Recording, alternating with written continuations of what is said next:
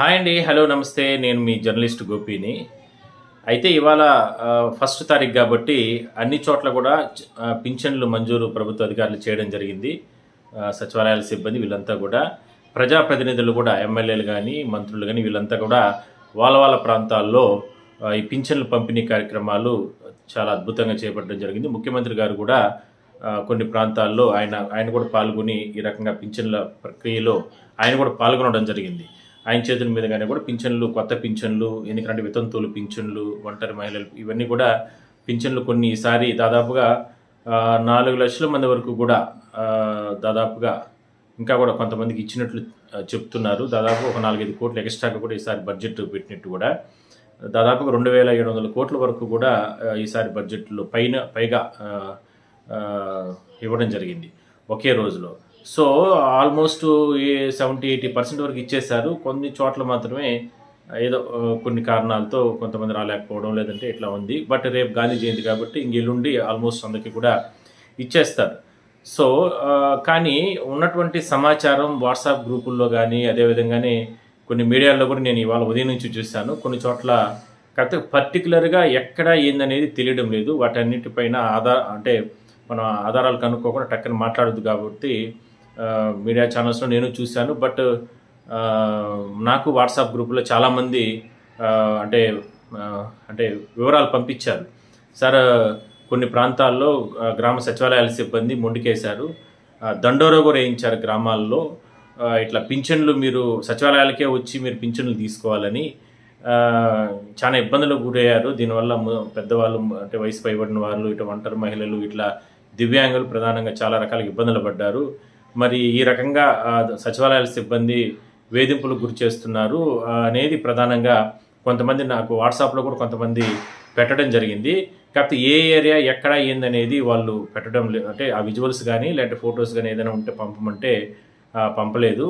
వివరాలు మాత్రమే కొన్ని చోట్ల చిత్తూరు, ఇట్లా తిరుపతి జిల్లాలో, ఇట్లా మిగిలిన చోట్ల కూడా కొన్ని చోట్ల అక్కడక్కడ జిల్లాల్లో కొన్ని చోట్ల అది సమాచారం మాత్రమే కాబట్టి మనం దానిపైన లోతుగా కూడా మనం వెళ్ళలేము. ఇంకా కూడా కొన్ని వివరాలు నేను తెలుసుకునే ప్రయత్నం చేస్తాను. బట్ మీ ప్రాంతాల్లో ఎవరైనా సరే అలా జరుగుంటే, ఎందుకంటే ప్రభుత్వం ఎక్కడ కూడా సచివాలయాల సిబ్బంది మీరు ఆఫీసుల కాడనే ఉండండి, పింఛన్దారులు వచ్చి నేరుగా మీ అంటే సచివాలయాల సిబ్బంది అంటే ఆఫీస్కి వచ్చి అక్కడ తీసుకుంటారు అని ఎక్కడ కూడా ప్రభుత్వం చెప్పలా.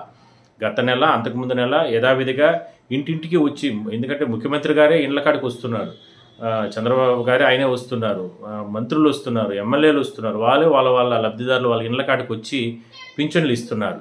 బట్ కొన్ని చోట్ల మాత్రం సచివాలయాల సిబ్బంది అత్యుత్సాహం ప్రదర్శించినట్టు తెలుస్తూ ఉంది. బట్ దానిపైన అధికారులు కూడా ఆరా తీస్తున్నట్లు సమాచారం. బట్ ఎక్కడెక్కడ జరిగింది, ఏంది, నిజంగానే అలా జరిగిందా? జరగకపోయింటే ఓకే, బట్ నిజంగా జరుగుంటే మాత్రం ప్రభుత్వం చాలా సీరియస్గా దీనిపైన యాక్షన్ తీసుకునే అవకాశం అయితే ఉంటుంది. అలాంటి ప్రాంతాల్లో కఠిన చర్యలు తీసుకుంటారు.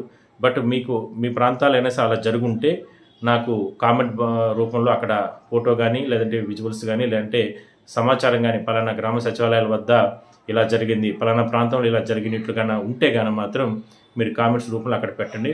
మేము కూడా అంటే వాస్తవాలు తెలుసుకునే ప్రయత్నం చేస్తాం.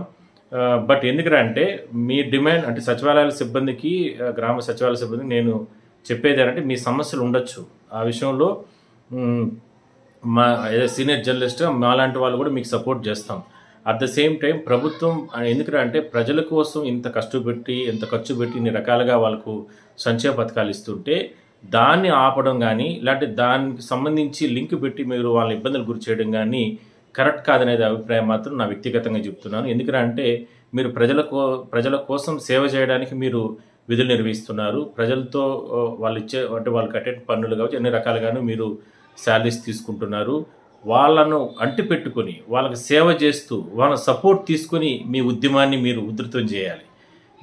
అంటే మీకు రావాల్సినటువంటి హక్కులను మీరు పోరాడాలి. ఆ ప్రజలే కన్నా లేకపోతే మీరు సేవ చేసేటటువంటి ఆ సచివాలయాలకు సంబంధించినటువంటి పరిధిలో ఉన్నటువంటి ప్రజలే లేకపోతే ఆ ఉద్యోగం అక్కడ అవసరం లేదు కదా.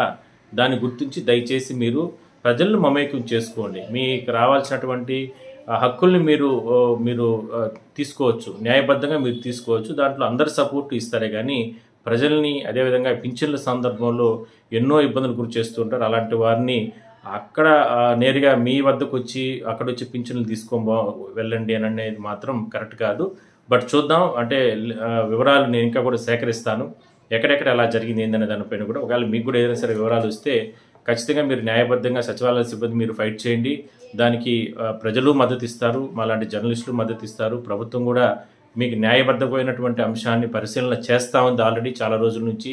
దానికి సంబంధించి కూడా మీకు న్యాయం జరుగుతుంది. కానీ పింఛన్ల విషయంలో లేదంటే మీరు చేసేటటువంటి సర్వీస్ విషయంలో మాత్రం ప్రజల్ని ఇబ్బందులు గురి చేయబాకండి. వాళ్ళని అంటిపెట్టుకొని వాళ్ళ సపోర్ట్ తీసుకుని మీ హక్కును మీరు అంటే సాధించుకోవాలి తప్ప ఇలా మొండికేసి ఇలా ప్రజలను అంటే అవసరం పేరుతో పింఛన్లు ఇచ్చే సందర్భంలో వాళ్ళ ఇబ్బందులు గురి చేయడం అనేది కరెక్ట్ కాదు. సో అలా ఎవరు చేయబాకండి. 1-2 చోట్ల చేస్తుంటే మాత్రం వాళ్ళపైన ప్రభుత్వం కూడా చర్యలు తీసుకునే అవకాశం అయితే ఉంది. ఒకవేళ నిజంగా అలాంటి చోట ఎవరైనా సరే చేస్తుంటే ఆ ప్రాంతాలు అంటే సచివాలయాల నెంబర్లు కానీ లేదంటే అక్కడ ఏ ప్రాంతం కానీ ఏ ఊరు కానీ అట్లాంటి ఏమైనా వివరాలు ఉంటే మాత్రం నాకు కామెంట్స్ బాక్స్లో మాత్రం మీరు వివరాలు పెట్టండి.